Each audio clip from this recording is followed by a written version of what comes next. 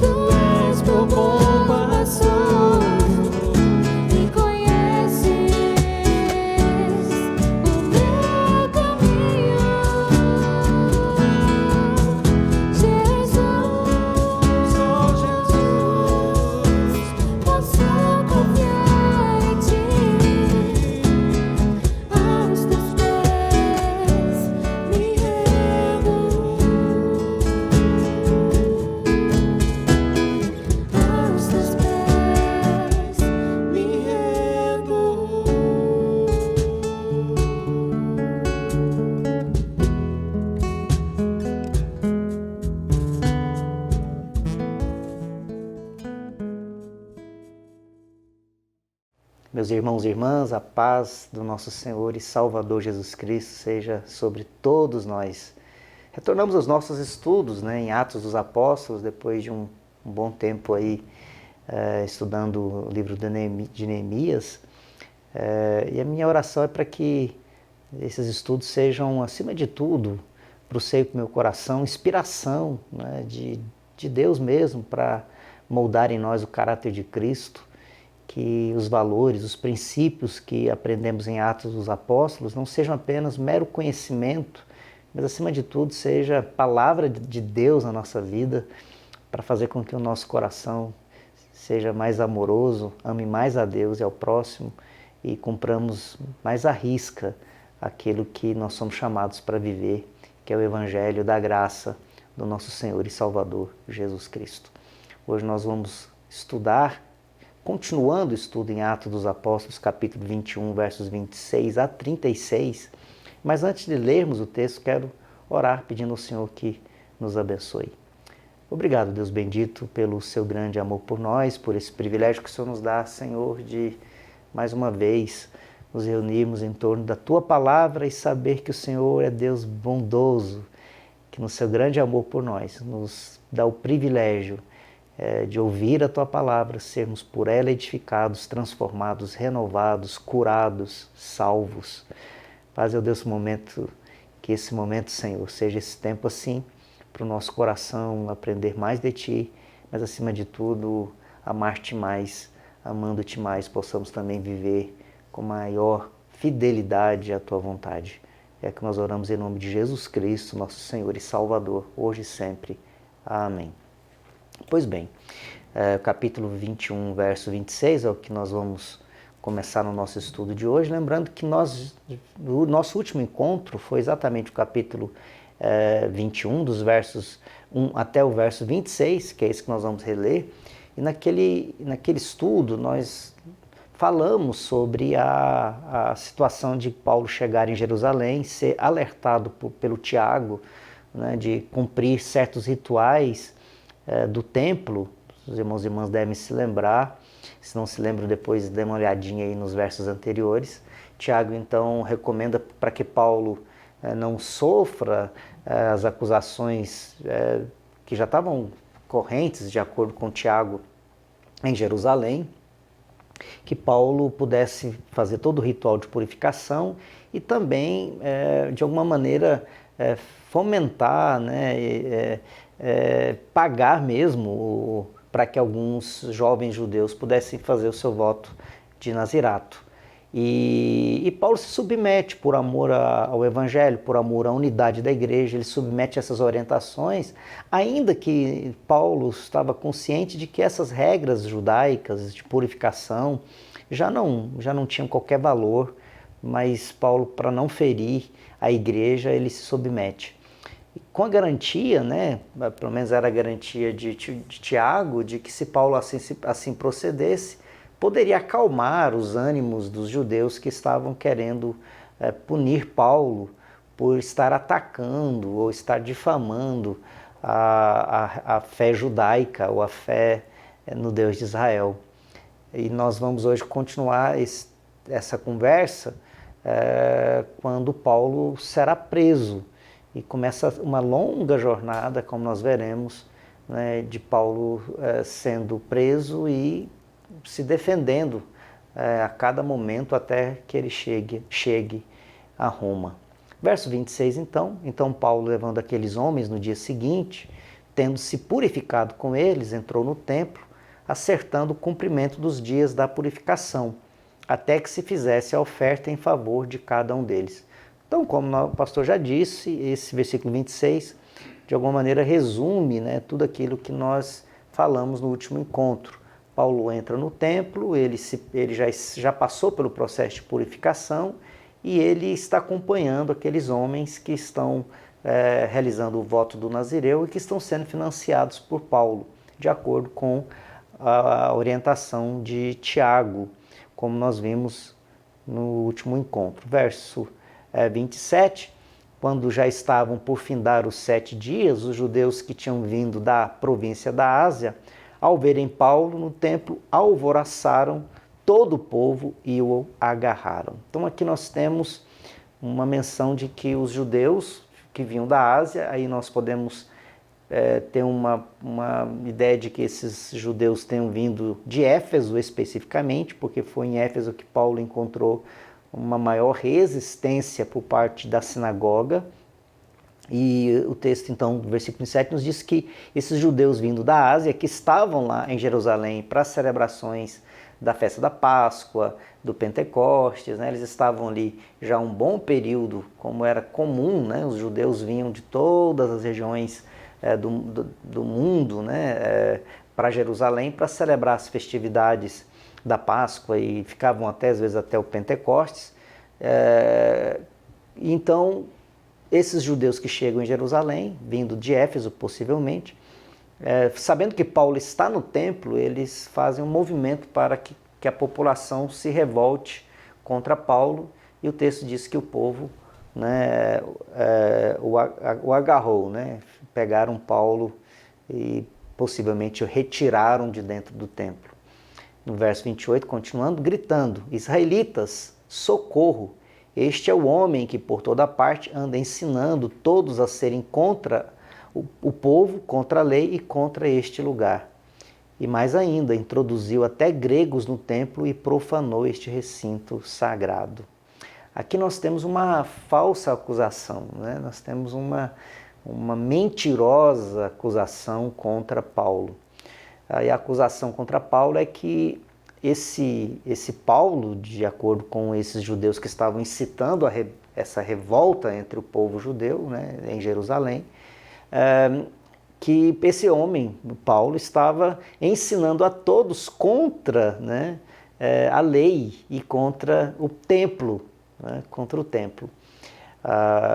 Veja que essa acusação é falsa, porque como nós já vimos em Atos dos Apóstolos, que Paulo, para preservar a unidade da igreja, inclusive, fez com que Timóteo fosse circuncidado.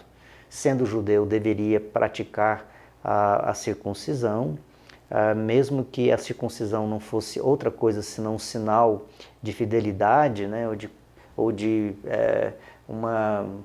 quase que como uma maneira de se permanecer fiel à cultura judaica. Mas Paulo entendia que, para não causar dificuldade na pregação do evangelho, Timóteo deveria se circuncidar. Mas a Tito, que era de origem gentílica, Paulo não circuncidou. Fica claro que para Paulo a circuncisão, então, não era um sinal que deveria acompanhar os cristãos, mas que os judeus, até especialmente Timóteo, deveria fazê-lo, né, para que não pudesse haver qualquer acusação de que Paulo estaria contra a lei judaica. Paulo então tomou todos uma série de cuidados para impedir que os judeus pudessem levantar com ele uma acusação de que ele estaria se levantando contra a lei. E, obviamente, Paulo tinha um desejo, como nós vimos no retorno para Jerusalém, na sua grande viagem para Jerusalém, a última viagem. Paulo tinha o interesse de passar a Páscoa no templo em Jerusalém, o que demonstra que Paulo tinha, sim, um apreço pelo templo, uma compreensão da sua própria história, de um homem judeu criado, né, com uma compreensão da importância do templo, e Paulo vai a Jerusalém para festejar também a Páscoa, além de levar a oferta para os cristãos que estavam passando fome e também já prosseguir viagem em direção à sua viagem missionária que ele tanto planejava, que era ir a Roma e depois ir para a Espanha. Pois bem, aqui nós temos uma falsa acusação e é irônico, né, que essa acusação tivesse sendo feita contra Paulo exatamente quando Paulo já tinha passado por toda a purificação e estava no templo, né, e fez a purificação exatamente para não profanar o templo. Então essa acusação parece ser uma certa ironia, porque, ora, Paulo fez todo o processo de purificação para não profanar o templo e agora ele está sendo acusado de profanar o templo, de ir contra esse lugar. Uma outra acusação que é feita é baseada numa presunção, né? Eles dizem que Paulo, inclusive, havia introduzido no templo um grego, um gentil. Nós vamos ver daqui a pouco o quanto isso era absurdamente proibido, né? Mas o fato é que Paulo, então, é acusado de ter levado para dentro do templo um gentil, um homem que não era, portanto, judeu e que, portanto, era um absurdo para os judeus que um gentil pisasse o templo. Veja, e aqui é importante lembrarmos que foi descoberto em 1871 e 1935 duas inscrições, ambas escritas em grego, encontradas nos arredores do templo de Jerusalém, que dizia o seguinte: nenhum estrangeiro pode atravessar a barricada que cerca o templo e seu recinto. Qualquer um que for pego fazendo isso será culpado por sua própria morte. Tito, o general romano e mais tarde imperador, lembrou aos judeus que os romanos lhes haviam dado permissão para matar qualquer um que passasse por ela, mesmo que fosse romano. Bom, quando nós lemos a história e a arqueologia ajuda a gente entender isso, o fato é que por fora, né, do templo tinha um muro, né, um muro que cercava o templo de Jerusalém, e haviam inscrições, né, possivelmente em grego, latim, aramaico, né, que alertavam a todo não judeu para que não pisasse dentro do templo com o risco de ser morto, né, de ser morto por essa profanação. É por isso que Paulo está sendo acusado, né, de ter profanado o templo, levado para dentro do templo um gentil, um homem que não era judeu. Mas será que isso tem qualquer sentido de ser, né? É uma mera presunção, como nós vemos agora no verso 28. Disseram isso, pois antes tinham visto Trófimo, o Efésio, em sua companhia na cidade e pensavam que Paulo havia levado para dentro do templo. Interessante que o verso 29 nos explica a verdade dos fatos, né? Nos mostra que a acusação de que Paulo tinha levado o Trófimo para dentro do templo era apenas uma ilação. Eles viram o Trófimo na companhia de Paulo andando pela cidade de Jerusalém né, fizeram essa ilação, né? Essa acusação baseada numa mera presunção de que Paulo havia levado o Trófimo para dentro do templo. O verso 30, toda a cidade ficou em grande alvoroço e o povo veio correndo. Agarraram Paulo e o arrastaram para fora do templo e imediatamente as portas foram fechadas. É muito interessante nós notarmos aqui, eu quero que você note bastante atenção, ou preste bastante atenção, para o final do verso 30. Assim que eles agarraram Paulo e levaram para fora do templo, imediatamente as portas foram fechadas, que aliás é o título dessa mensagem, né? As portas foram fechadas, as portas do templo foram fechadas. Essa mensagem, essa palavra, essa menção ao fato de as portas do templo terem sido fechadas quando Paulo é arrancado de dentro do templo, nos mostra que há um simbolismo que Lucas quer que nós não esqueçamos, que nós não passemos por cima, que nós notemos com clareza. Os estudiosos, inclusive, estão convictos de que quando Lucas narra esse fato e destaca, né, que as portas do templo foram imediatamente fechadas, Lucas quer nos mostrar, dizem os estudiosos do texto, que ali há uma clara divisão, né, uma clara separação entre gentios e judeus, e que essa ação estava dizendo que ninguém que não fosse judeu estava convidado para entrar no templo ou orar no templo. Pois bem, verso 31, procurando eles matá-lo, chegou ao conhecimento do comandante das tropas romanas que toda Jerusalém estava amotinada. Então este, levando logo soldados e centuriões, correu para o meio do povo. Ao verem chegar o comandante e os soldados, pararam de espancar Paulo. Veja que a preocupação dos romanos é que houvesse uma revolta. Nós já vimos nos estudos de Atos que os romanos tinham uma birra terrível com os judeus, porque muitas revoltas haviam já acontecido na região da Judéia e por conta da presença dos romanos. E os romanos, então, haviam já colocado toda uma parte do seu exército, né, ali na cidade de Jerusalém, bem próximo, inclusive, ao templo, para ficar vigiando as ações dos judeus, especialmente porque o templo reunia uma grande multidão e eles ficavam muito preocupados que de alguma maneira alguma revolta podia sair ali de dentro do templo, mais uma revolta que podia trazer desordem não apenas para Jerusalém, né? Assim, de alguma maneira questionando a presença romana, se revoltando contra a presença romana, mas também alimentando revoltas em toda a Judéia. Por isso que quando eles ficam sabendo de que há um movimento no templo, algum movimento no templo que está chamando a atenção, o que eles fazem? Eles imediatamente se dirigem ao templo para impedir que alguma revolta pudesse acontecer. Verso 32, como nós já lemos, então os soldados e centuriões correram para o meio do povo, e aí quando eles chegam para o meio do povo, diz o texto, os judeus param de espancar Paulo imediatamente. É claro que fora do templo eles não podiam, dentro do templo eles até que podiam talvez serem isentos de alguma culpabilidade por parte dos romanos, mas a verdade é que os judeus já não podiam exercer a pena capital por conta, né, de um decreto imperial, que os judeus não podiam matar.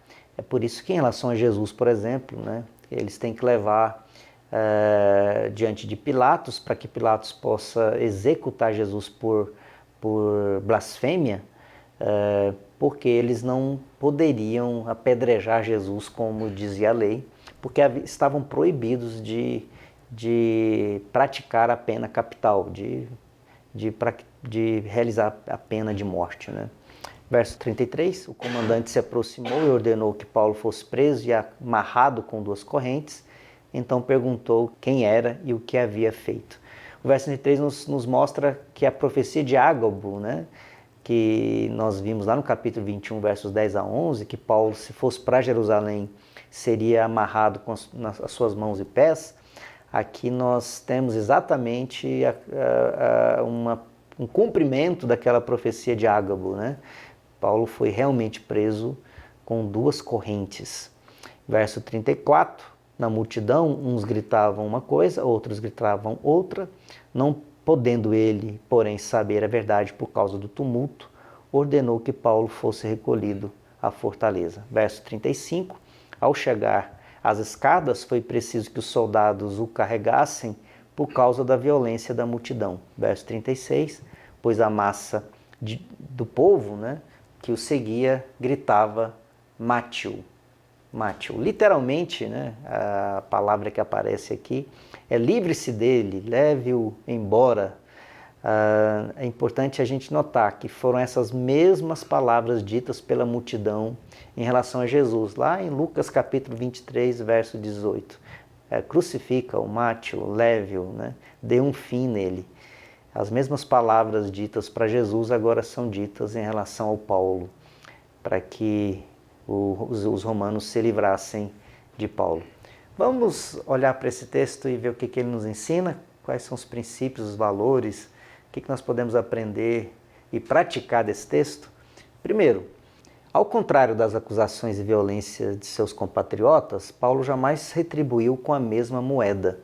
Seguindo os passos de Jesus, Paulo amou o seu povo e pregou com intenso fervor para que crescem em Jesus, o Cristo. Este não é também um exemplo que precisamos seguir nesses dias? Chama muita atenção o fato de que Paulo poderia ter evitado ir ao templo, ele poderia ter evitado se aproximar do templo, como uma reação de rejeição a toda a perseguição que ele já havia sofrido na Ásia, Corinto, Éfeso, especialmente.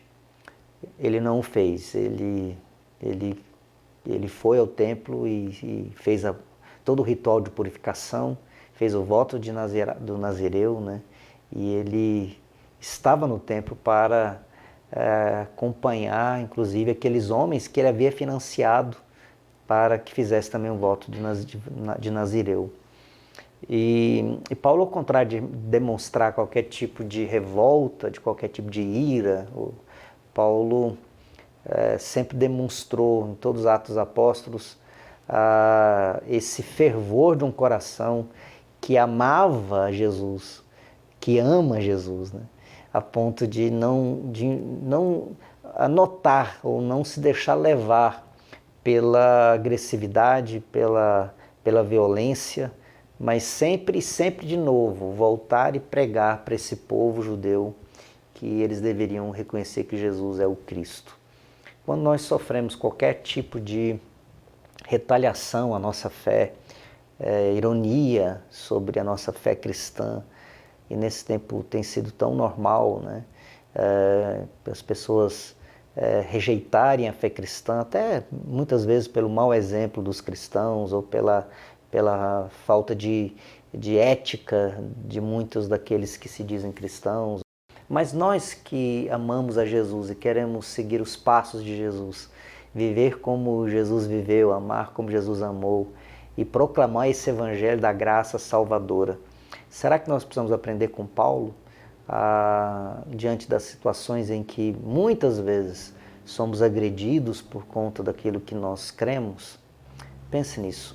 Em segundo lugar, vimos no texto que é fácil começar uma revolta quando os nossos valores religiosos são atacados ou quando sentimos que estão sendo atacados. Qual o limite do zelo e da intolerância que gera a violência? Algo que fica muito patente nesse texto, né, é que aqueles judeus fizeram uma série de acusações a Paulo, ilações em relação a Paulo, porque eles haviam ultrapassado, né, o zelo religioso, que é o cuidado, que é o amor que todo religioso deve ter pela sua fé, e eles haviam ultrapassado isso e partido para a intolerância violenta, a intolerância que gera violenta. O limite entre o amor, o zelo e a intolerância violenta, ele é muito tênue, é muito perigoso, né? Às vezes nós percebemos pessoas que ultrapassam essa linha. Elas amam tanto a Deus, elas amam tanto a sua religião, que elas passam a odiar o outro por conta da sua religião, ou por conta do seu amor a Deus. Parece-me que a fé cristã nos coloca em xeque absurdamente essa compreensão que é possível odiar o outro para defender Deus. Como se Deus estivesse exigindo de nós uma postura, né, uma posição de intolerância com relação aos outros por amá-lo. Mas não é exatamente o contrário. Por amá-lo devemos amar inclusive os intolerantes, de não retribuir o ódio na mesma moeda, de não agir com violência com aqueles que porventura estão negando, inclusive, ou não querem ouvir a mensagem que nós temos para proclamar. Fato é que há um limite muito tênue entre esse zelo que nasce do amor e essa intolerância que nasce do fanatismo, essa intolerância que nasce do legalismo, essa intolerância que nasce de uma errônea compreensão de que Deus está em perigo até que eu me coloque para defendê-lo, que Deus precisa de advogado, e Deus não precisa de advogado, Deus precisa de testemunhas, Deus precisa daqueles que testemunham aquilo que Ele é, o seu caráter, a sua essência, os seus atributos, e não se colocam na defesa de Deus. Talvez isso seja a grande diferença, uma das maiores diferenças da fé cristã para qualquer religião da face da terra.